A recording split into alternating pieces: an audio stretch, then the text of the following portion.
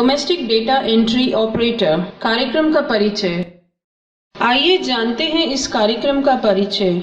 इस मॉड्यूल को 3 क्षेत्रों में विभाजित किया गया है। पहला, कार्यक्रम का उद्देश्य। दूसरा, आईटीएस उद्योग के बारे में। तीसरा, डेटा एंट्री ऑपरेटर की भूमिका। आइए जानते हैं इस यूनिट का उद्देश्य। इस मॉड्यूल के समाप्त होने के बाद आप निम्न विषयों के बारे में जानकारी प्राप्त कर पाएंगे। कार्यक्रम का अवलोकन, आवश्यक कौशल, कार्यक्रम के आधार नियम।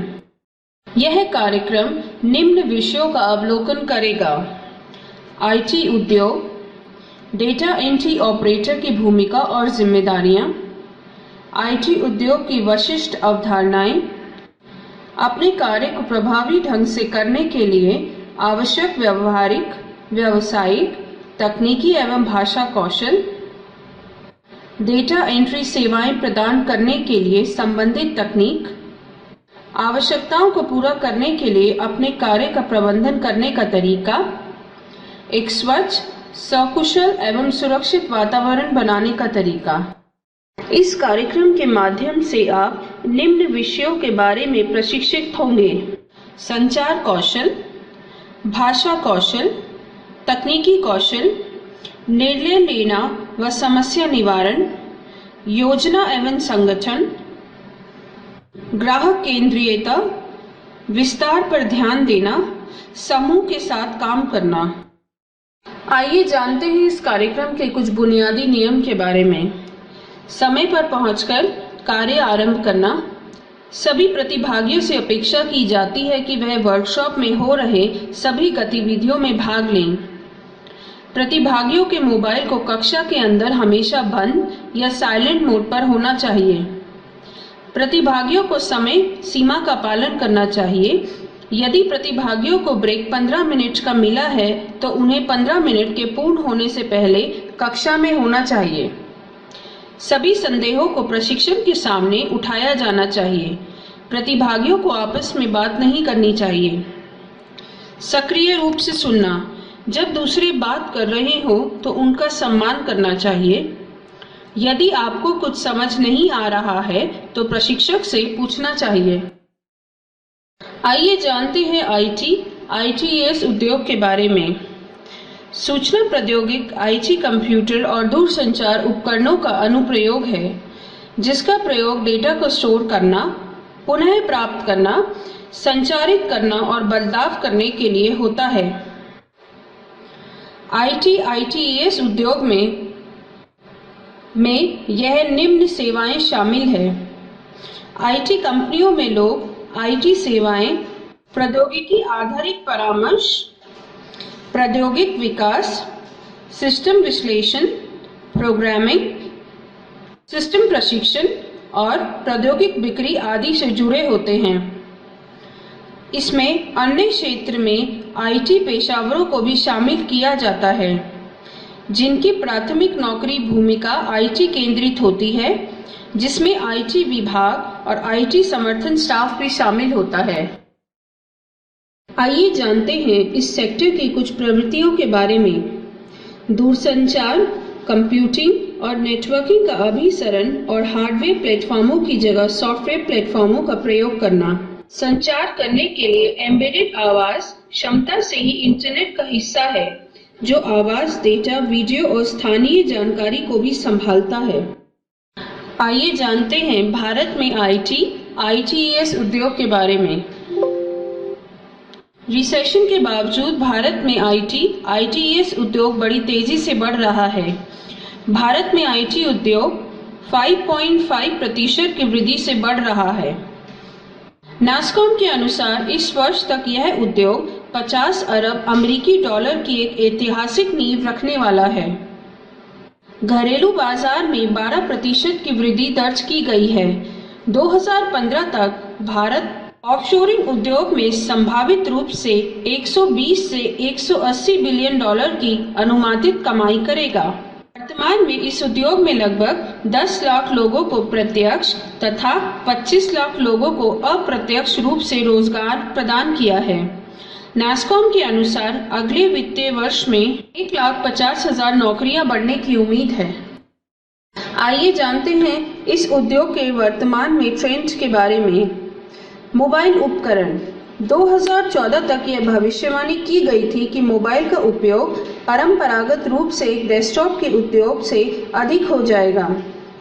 क्लाउड कंप्यूटिंग अर्थव्यवस्था के ठीक स्थिति में आने और विकास के शुरू होने के कारण क्लाउड कंप्यूटिंग कम लागत में सक्षम बनाता है और मांग को मापता है। वर्चुअलाइजेशन क्लाउड कंप्यूटिंग और SaaS ने कंपनियों के द्वारा प्रयोग किए जाने वाले सॉफ्टवेयर अनुप्रयोगों में एक क्रांतिकारी ला दी है। वर्तमान ट्रेंड व्यवसायों को पूरे सर्वर फॉर्म को हटाने में सक्षम बनाता है और इससे ऑपरेटिंग लागत भी घटी है। आइए जानते हैं वर्तमान उद्योग में IT के ट्रेंड्स के बारे में। टेलीवर्क वर्चुअल कार्यालय पारंपरिक भौतिक कार्यालय आधारित व्यवसाय मॉडल से दूर जाकर रिमोट नेटवर्क संरचनाओं को अपनाने से अधिक व्यवसाय इस नई तकनीक का उत्पादकता को बढ़ाने और अतिरिक्त खर्च करने को कम करने के लिए लाभ उठा रहे हैं। वैकल्पिक उत्पादकता अनुप्रयोग हाल ही में आई आर्थिक मंदी से प्रभावित होने के कारण कंपनियां उत्पादकता में सुधार, कर्मचारियों को प्रभावी रूप से कार्य करने और समग्र व्यवसायी प्रक्रियाओं को अनुकूलित करने के लिए नई तकनीकों से नए तरीकों की खोज कर रही है। आइए जानते हैं भारत में ITES कंपनियों के बारे में। Software iGate, Mindtree, Infosys.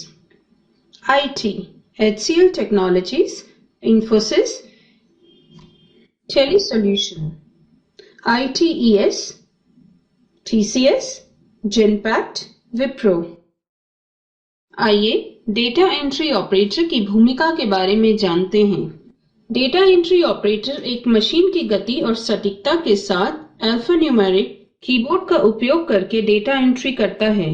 Data entry और सूचना प्रसंस्करण कार्यकर्ता जानकारी के सरल और प्रभावी संचालन के सुनिश्चित करते हैं। आइए जानते हैं डेटा एंट्री ऑपरेटर के कार्यों में क्या शामिल है। टेक्स्ट और आंकड़े दोनों को स्प्रेडशीट या डेटाबेस में दर्ज करना, संगठन की आवश्यकताओं को पूरा करने के लिए विशेष रूप से निर्मित सॉफ्टवेयर अनुप्रयोगों या सिस्टम का उपयोग करना। डेटा एंट्री ऑपरेटर अक्सर ग्राहक सेवा सहायक और संपर्क केंद्र ऑपरेटर भूमिकाओं के साथ मिलकर कार्य करते हैं। एक डेटा एंट्री ऑपरेटर सभी प्रकार के क्षेत्रों में कार्य कर सकता है, जैसे नए ग्राहकों के विस्तृत विवरण दर्ज कराना, एक समाचार पत्र में वर्गीकृत विज्ञापनों की जानकारी दर्ज कराना, पेपर आधारित बाजार अनुसंधान परिणामों को ट्रांसफर कराना, ग्राहक रिकॉर्ड को अपडेट करना, प्रसंस्करण बिक्री संचालन करना। एक डेटा एंट्री ऑपरेटर बनने के लिए आपको निम्न कार्य को करने व समझने की आवश्यकता होती है।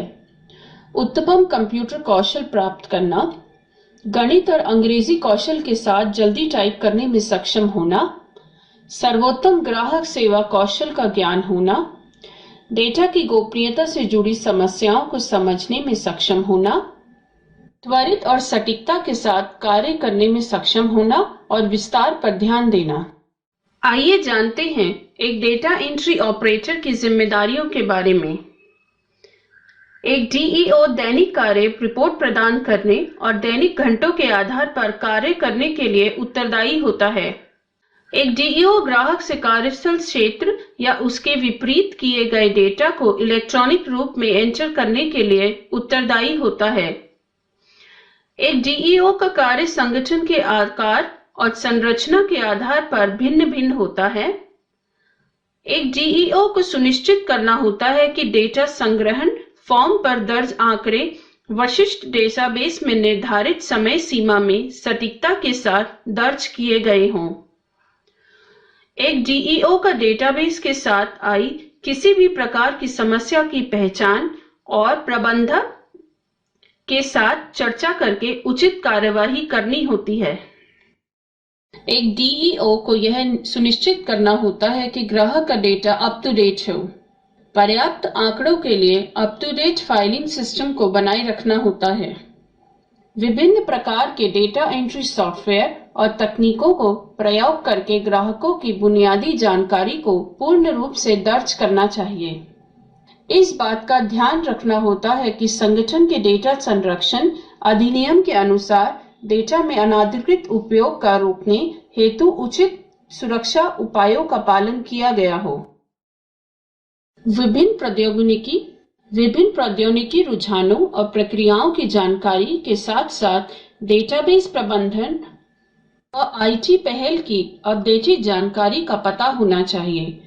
तेज और सटीक टाइपिंग, डेटा अकाउंटिंग का ज्ञान होना चाहिए, गणित और हिंदी का ज्ञान होना चाहिए, नीरस वातावरण व दबाव में काम करने के लिए सक्षम होना चाहिए।